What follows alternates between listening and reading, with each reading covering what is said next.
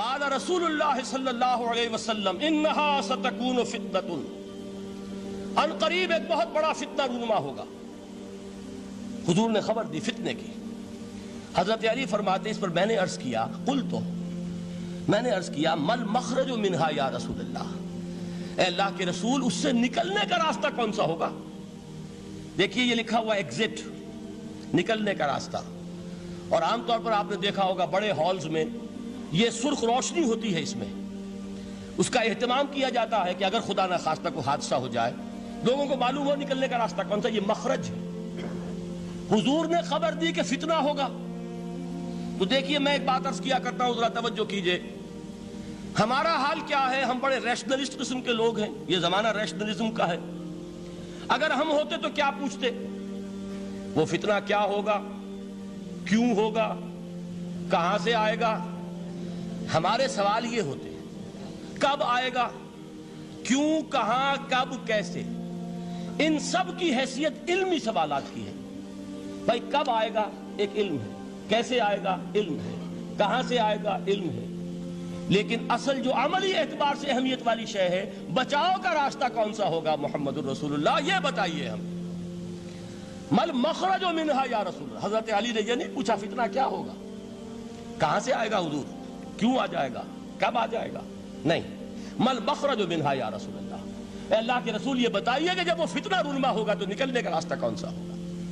اس کا جواب ہے، ارشاد فرمایا محمد رسول اللہ نے، کتاب اللہ، اللہ کی کتاب ہے وہ مخرج، یہ کتاب ہے کہ جس کو تھامو گے تو فتنوں سے محفوظ رہو گے۔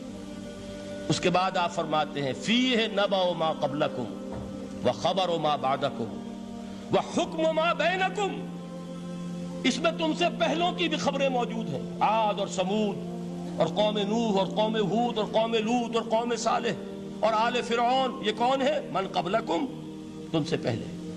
وفیہ خبر ما بعدکم، جو کچھ تمہارے بعد ہونے والا ہے اس کی خبریں بھی موجود ہیں، لیکن وہ کیسے ہوں گی؟ وہ بٹوین دی لائنز ہوں گی، وہ بین السطور ہوں گی۔ ان کے لیے انسان کو، آپ کو معلوم ہے ایک عبارت میں سطور ہوتی ہیں اور ایک درمیان میں ہوتا ہے، ان کے کچھ لکھا ہوا نہیں ہوتا۔ You have to read between the lines۔ قرآن میں بعد میں آنے والے حالات بھی درج ہیں، لیکن اس طرح نہیں جیسے کہ پچھلے حالات درج ہیں۔ اس کے لیے ذرا ان ڈیپتھ پونڈرنگ اوور، غور و فکر اور تدبر کی ضرورت ہوگی۔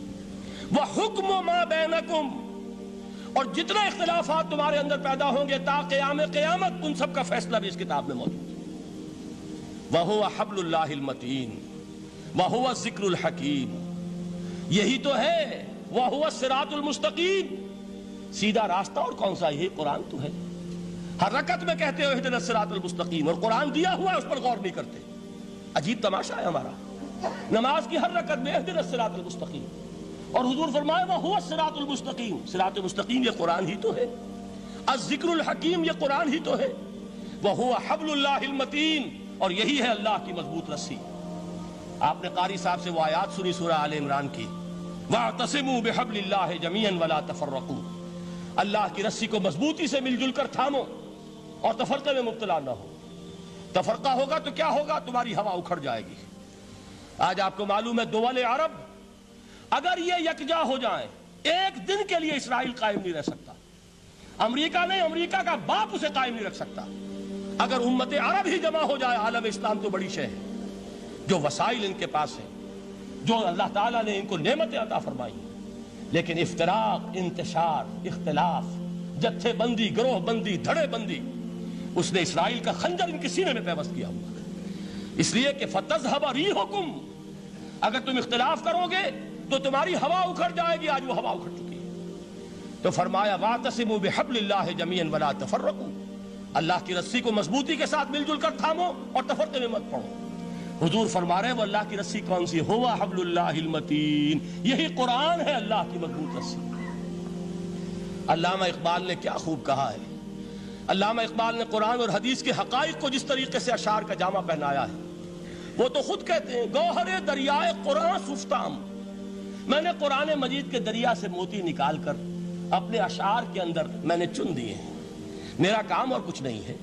موتی کوئی بھی غواص پیدا نہیں کرتا، دریا کی گہرائی سے نکال لاتا ہے، یہ میری حکمت نہیں ہے جو میرے اشعار میں ہے، یہ میں نے قرآن مجید کے دریا میں غوطہ زنی کر کے اس سے یہ موتی نکالے، گوہر دریائے قرآن سفتام۔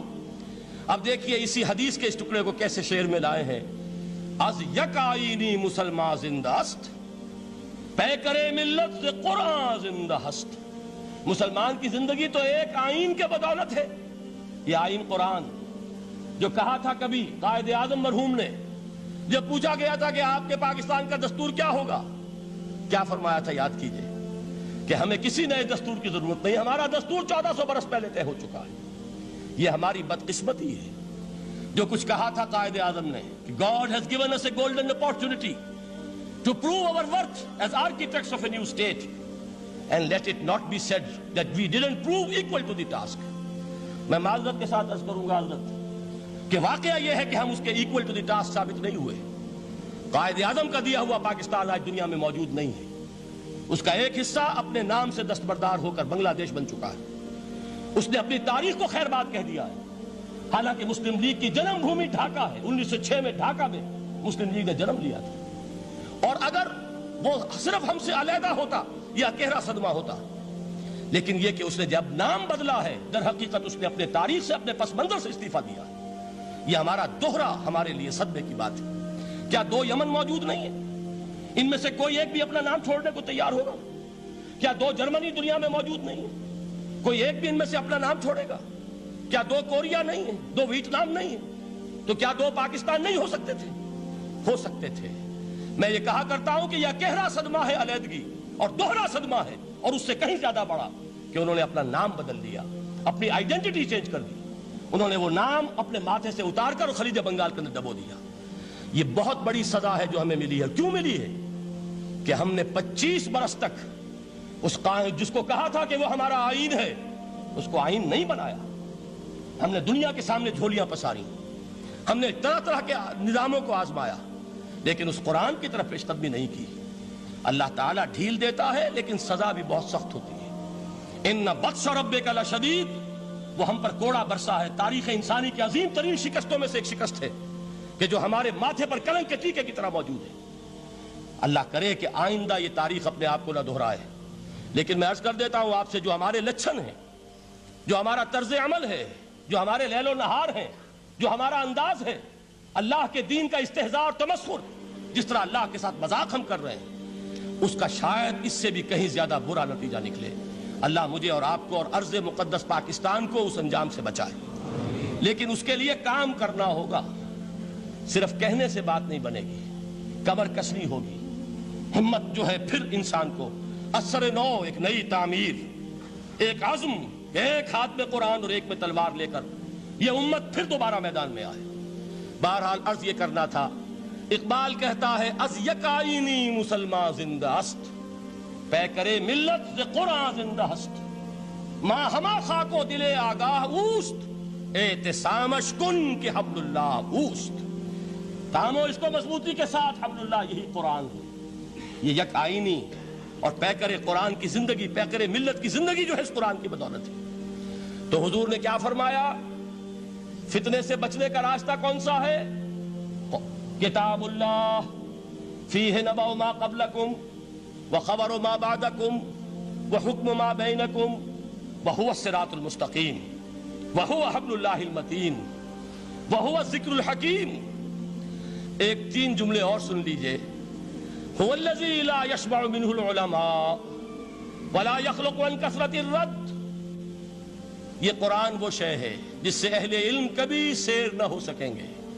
ولا تنقضی عجائبہ، اس کے عجائب کبھی ختم نہیں ہوں گے۔ یہ ہیروں کی وہ کان نہیں ہے کہ جو کبھی خالی ہو جائے کہ سارے ہیرے نکل چکے، اب مزید ہیرے نہیں ہیں، نہیں، علم اور حکمت کے ہیرے اور ہدایت اور حکمت کے موتی اس میں سے ابد الآباد تک نکلتے رہیں گے۔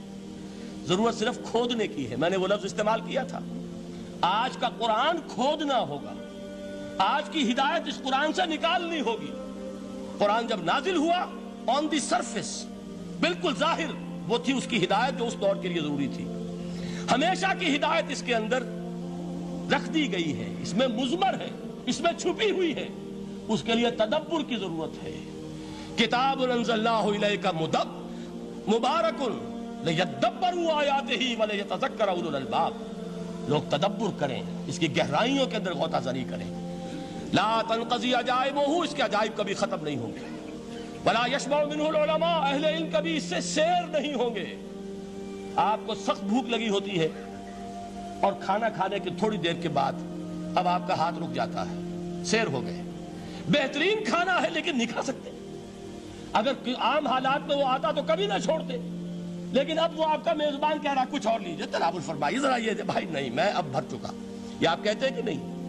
حضور فرمایا یہ قرآن وہ شے نہیں ہے جس سے اہل علم کبھی سیر ہو سکے، ان کی پیاس بڑھتی چلی جائے گی، ان کے اندر quest of knowledge, search for wisdom بڑھتی چلی جائے گی۔ کبھی بھی انسان یہ محسوس نہیں کرے گا کہ مجھے جو لینا تھا میں لے چکا، بلکہ یہ کہ جیسے جیسے قدم آگے بڑھیں گے تہذیب کے، تمدن کے، علم کے، اتنے ہی قرآن جو ہے وہ آگے بڑھتا چلا جائے گا ہر دور کی رہنمائی کے لیے۔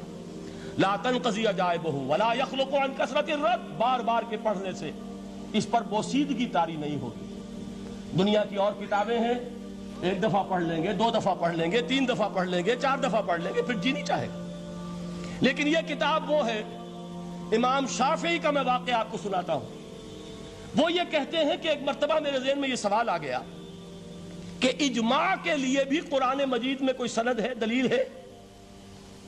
سب مانتے ہیں کہ اجماع جو ہے سورس ہے قرآن کے اسلامی قانون کی، جس پر کہ امت کا اجماع ہو جائے۔ تو کہتے ہیں میں نے 300 مرتبہ قرآن پڑھا اول سے آخر تک، صرف اس دلیل کی تلاش میں۔ 300 مرتبہ مجھے نہیں ملی، 301ویں مرتبہ جب پڑھ رہا تھا مجھے روشنی مل گئی۔ وہ یبتغی غیر سبیل المومنین کے جو الفاظ آئے ہیں، نولہ ما تولی ونصلہ جہنم، جو کوئی شخص مسلمانوں کے راستے کو چھوڑ کر کوئی اور راستہ اختیار کرے گا ہم اسے اسی کے حوالے کر دیں گے اور جہنم میں پہنچا دیں گے۔ معلوم ہوا مسلمانوں کا جس پر اجماع ہو جائے اس کو بھی ایک سند حاصل ہے۔ یہ مسلمانوں کا مجمع علیہ ایک راستہ ہے، اس کو بھی ایک سند اور دلیل کی حیثیت حاصل ہے۔